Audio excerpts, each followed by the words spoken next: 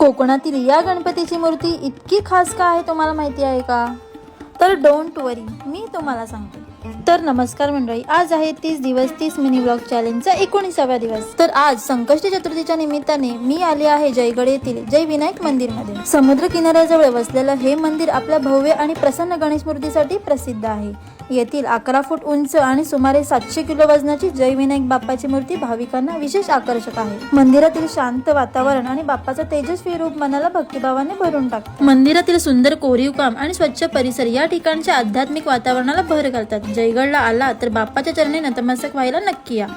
बाप्पाच्या कृपेने पुढच्या प्रवासाला निघूया. तोपर्यंत गणपती बाप्पा मोरया.